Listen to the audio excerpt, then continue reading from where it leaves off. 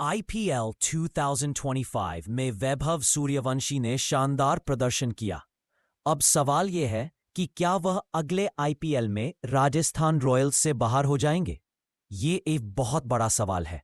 वह राजस्थान रॉयल्स से कैसे बाहर हो सकते हैं और ऐसा कौन सा नियम है जिसके तहत वह टीम छोड़ सकते हैं?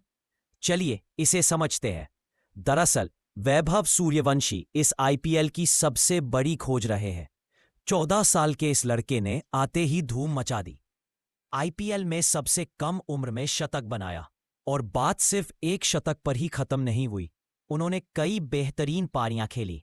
सीएसके के खिलाफ आखिरी लीग मैच में तो उन्होंने अपनी टीम को शानदार अर्धशतक लगाकर मैच भी जिता दिया।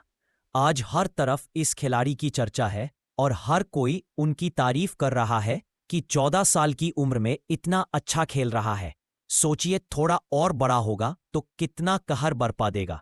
लेकिन इन सब के बीच सोशल मीडिया पर एक सवाल भी घूम रहा है कि क्या अगले सीजन में सूर्यवंशी राजस्थान रॉयल्स से बाहर हो जाएंगे? आइए इस सवाल का जवाब ढूंढने की कोशिश करते हैं। सबसे पहले मिनी ऑक्शन का नियम समझ लीजिए। हर आईपीएल सीजन से पहले एक मिनी ऑक्शन होता है।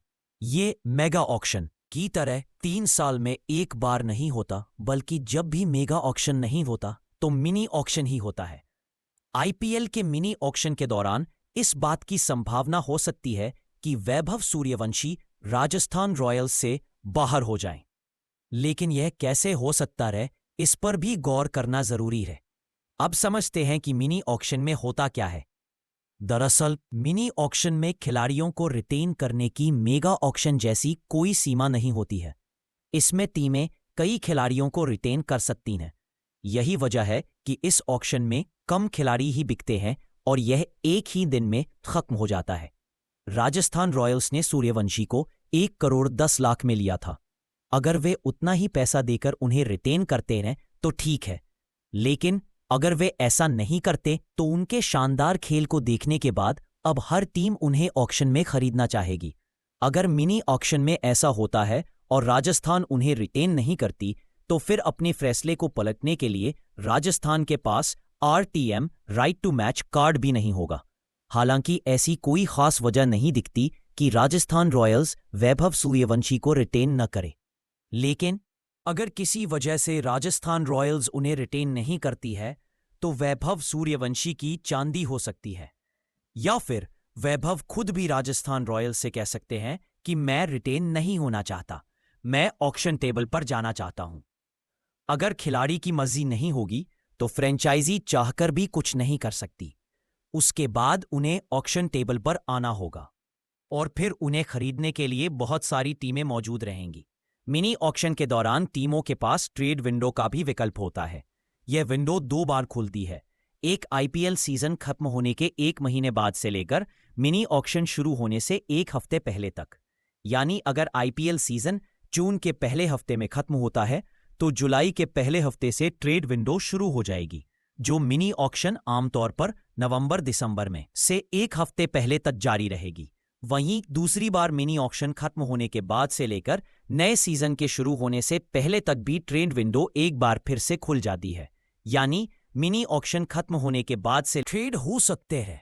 हो सकता है कि कई टीमें उस दौरान वैभव सूर्यवंशी में अपनी दिलचस्पी दिखाएं और वह इस विंडो के जरिए एक टीम से दूसरी टीम में चले जाएं। पहले भी कई बड़े खिलाड़ियों को इस तरह एक टीम से दूसरी टीम में जाते देखा गया है। हालांकि वैभव सूर्यवंशी अब राजस्थान के प्रमुख खिलाड़ियों में से एक बन गए हैं। ऐसे में टीम उनके ट्रेड के बारे में सोचे, इसकी गुंजाइश कम है। लेकिन क्रिकेट में कुछ भी निश्चित नहीं होता।